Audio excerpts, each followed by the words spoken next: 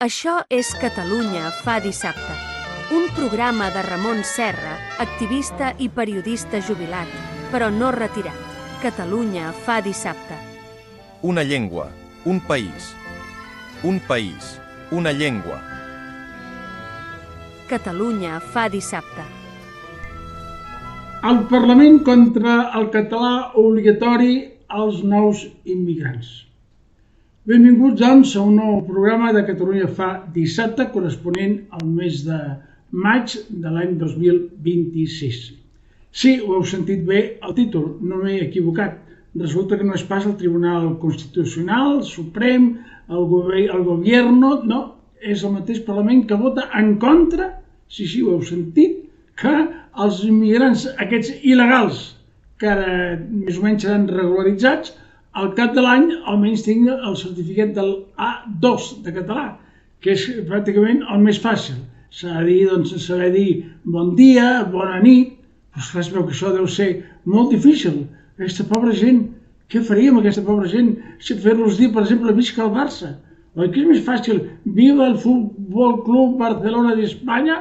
Sí, naturalment, no els hem pas de deixar botar al cap. Oi, aquesta pobra gent els hem de tenir sempre controlats, pobrets. No cal que s'incorporin. Bé, doncs aquesta és la política del Parlament de Catalunya que respon a ser una proposta de Junts. Bé, tampoc Junts és que pugui estar gaire content de les moltes coses que fa i que no fa, però en aquesta ocasió ha fet aquesta proposta que també es volia ampliar, que hi hagués un coneixement del B1 per part dels que ja tenen de part de processos de regulació ordinària. Però vaja, no ens empatollem i anem amb això, no? Doncs ja veieu com està el pati, tu. Aquí també s'hi va posar Aliança Catalana. Jo vaig pensar, què ha passat? Que suposin el coneixement del català. No, aquests tenien una raó més convincent i és que aquesta immigració és il·legal i per tant aquesta regulació que a Catalunya és més de 150.000 persones, doncs haurien de marxar tots perquè se'ls va premiant que vinguin a fer aquí de forma clandestina. Per tant, el problema no és que sàpiguen el català, sinó que no han de ser aquí.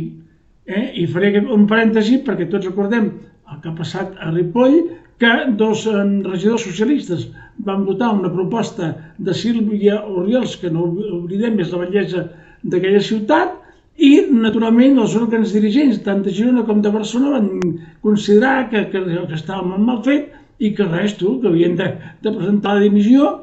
Sí, van presentar la dimissió, però no han trobat cap suplència per part del poble. N'han trobat alguns de fora, un sindicalista de la Unió General de Trabajadores que no sap parlar ni català. Imagineu-vos com estan les coses d'aquests senyors del PSOE, que abans es deien PSC. Bueno, diguem-ne PSOE-PSC, oi? Com un afegit perquè ningú no es molesti. I a la Sílvia Orriols els va dir, escolteu, podeu apuntar-vos a un curs de català per gent adulta, Jo, si voleu, us ajudo i us porto el formulari.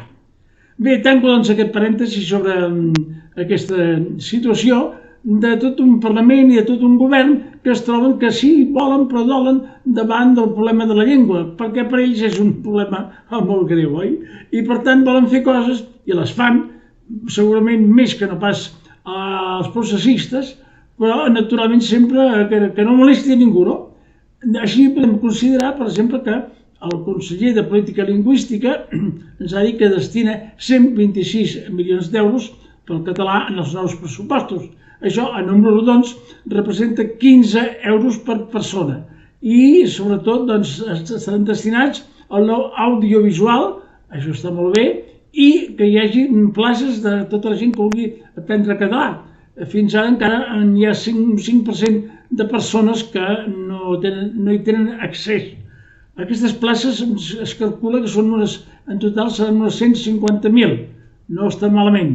El senyor Antic, president d'Òmnium Cultural, ens deia que hi ha 2 milions de persones que volen estudiar català. Home, dels nouvinguts 2 milions de persones que vulguin estudiar català, em sembla que això és una exageració. Altra cosa és que faci cas de les enquestes i que la gent no veu amb mals ulls que la gent estudia i que sàpiga català, però que ho facin els altres, oi? Ja se sap que aquests filòsofs a vegades pensen tan amunt i es posen de puntetes que no toquen de peus a terra i quan hi toquen cauen de lloros.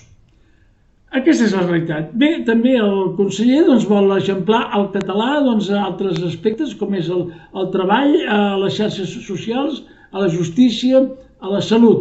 Però, esclar, les llengües han de ser útils i obligatòries. És a dir, tota la persona que s'empadroneix a Catalunya i que volgués de cara al públic hauria de saber el català.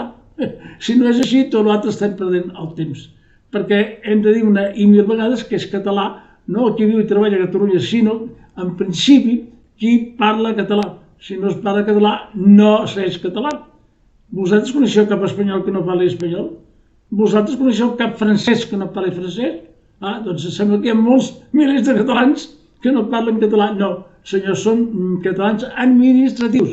Això sí, ningú els pot negar els seus drets i deures, però no són catalans, perquè ser català és la llengua justament el que ens fa catalans i que és la part principal de la nostra nació.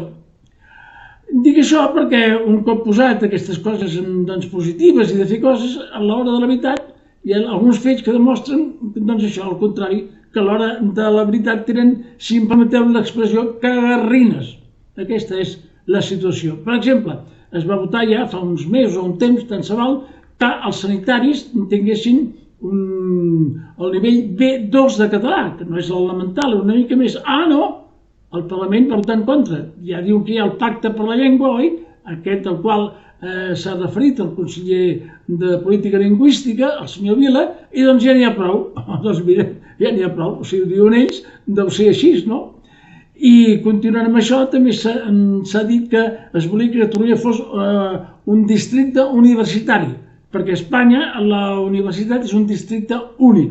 És a dir, tothom pot estudiar a la universitat que vulgui, però, home, sempre se suposa que a la universitat arrelada d'un territori hauria de tenir uns mínims de gent d'aquell país. No, es veu que no. I, esclar, les comparacions de les notes amb altres comunitats són ben diferents.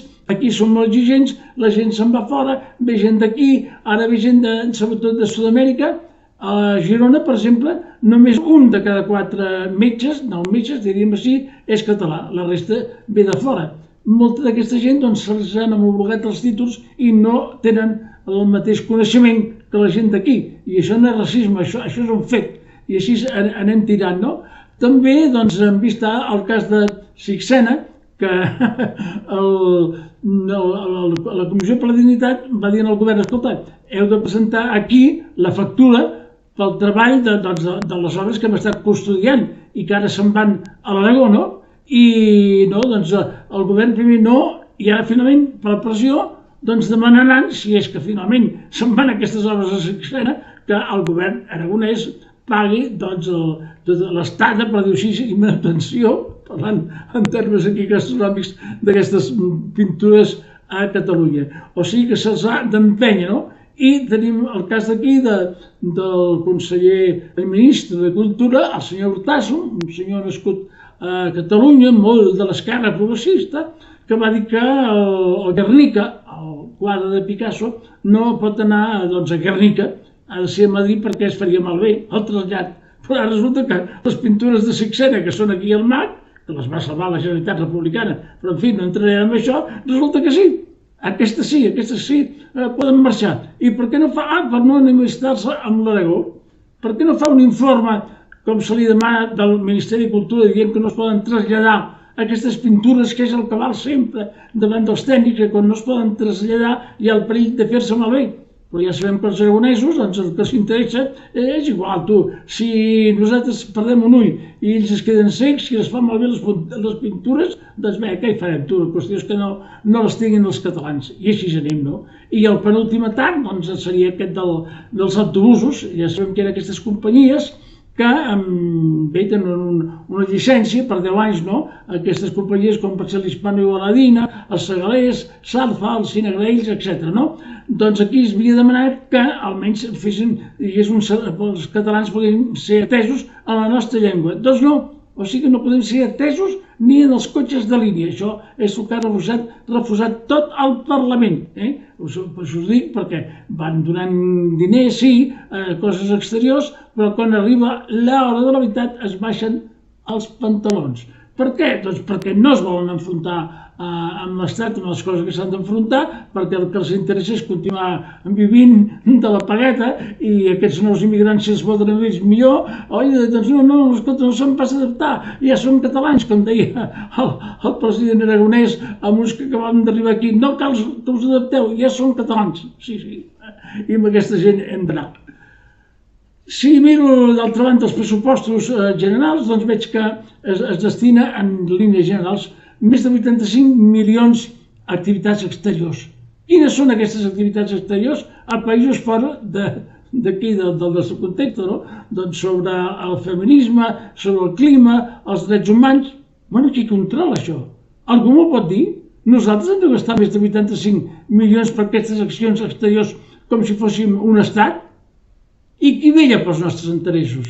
I ja, com és normal, s'han dedicat 12 milions a Palestina. 12 milions a Palestina que va en contra de la independència de Catalunya.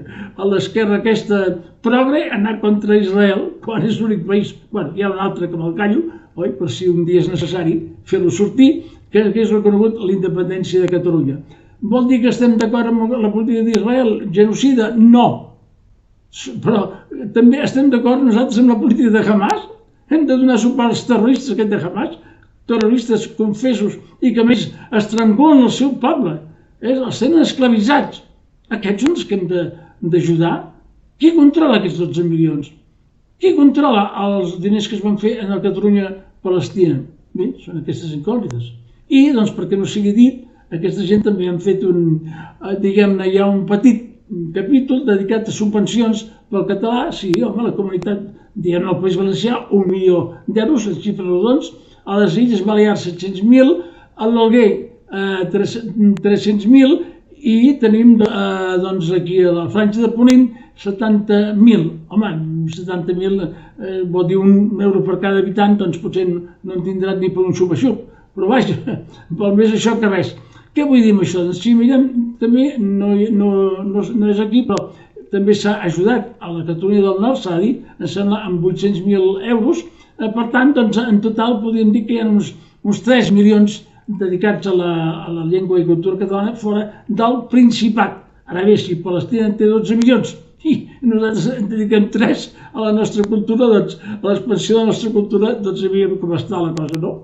Alguns diran que l'imperialisme català, què imperialisme ni punyetes, l'únic imperialisme és l'espanyol. Nosaltres no fem res més que ajudar a la nostra llengua, a les moltes encara entitats que hi ha a la resta dels països catalans, i nosaltres hauríem d'estar orgullosos de donar-los tot el diner del món, no per un concepte polític de països catalans, sinó cultural, perquè si no defensem la nostra llengua, qui la defensarà? Oi?